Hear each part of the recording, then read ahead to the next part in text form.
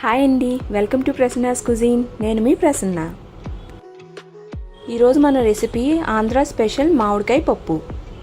Perfect మామిడికాయ పప్పు ఎలా చేయాలో చూసే ముందు నా వీడియోస్ కనుక మీకు నచ్చుతున్నట్లయితే లైక్ చేయండి, షేర్ చేయండి. కొత్తగా చూసేవాళ్ళు సబ్స్క్రైబ్ చేసుకుని పక్కనున్న బెల్ ఐకాన్ని ప్రెస్ చేయండి. ముందుగా కుక్కర్లో ఒక గ్లాస్ కందిపప్పు తీసుకోండి.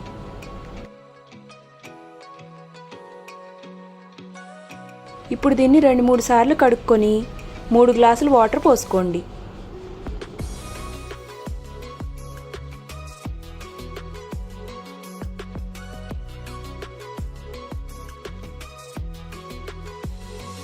ఇప్పుడు కుక్కర్ మూత పెట్టేసుకుని 2 విజిల్స్ వచ్చే వరకు ఉడకబెట్టుకోండి.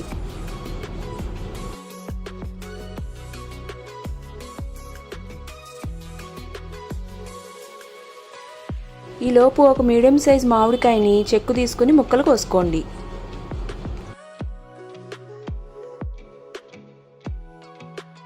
టూ విజిల్స్ వచ్చాక కుక్కర్ మూత తీసి ఇందులో ఇందాక మనం కట్ చేసుకున్న మామిడికాయ ముక్కలు వేసుకోండి.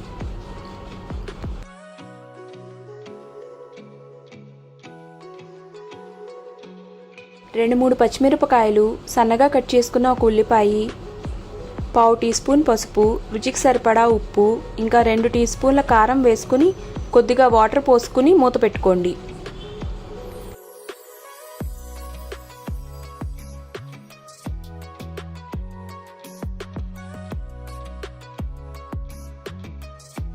ఇప్పుడు దీన్ని 1 విజిల్ రానివ్వండి.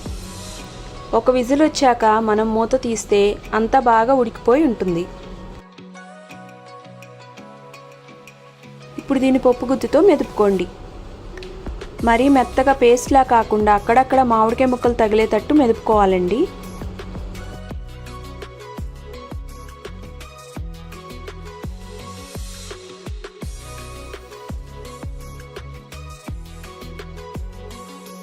ఇప్పుడు తాలింపు కోసం 2-3 టేబుల్ స్పూన్ల ఆయిల్ వేసుకోండి. తాలింపుకి కొంచెం ఎక్కువ ఆయిల్ ఉంటేనే బాగుంటుందండి. నూనె వేడెక్కాక 1/2 టీ స్పూన్ జీలకర్ర, 1 టీ స్పూన్ ఆవాలు, 1 టీ స్పూన్ శనగపప్పు వేసుకుని ఫ్రై చేసుకోండి.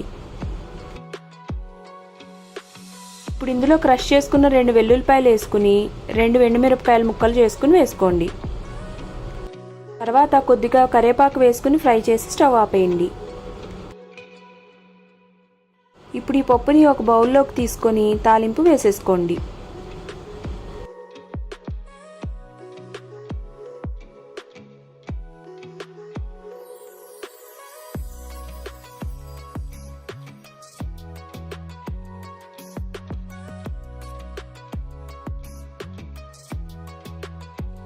అంతేనండి, ఆంధ్ర స్పెషల్ టేస్టీ మామిడికాయ పప్పు రెడీ అయిపోయింది. మీరు కూడా ఈ రెసిపీని తప్పకుండా ట్రై చేసి చూడండి. Thanks for watching.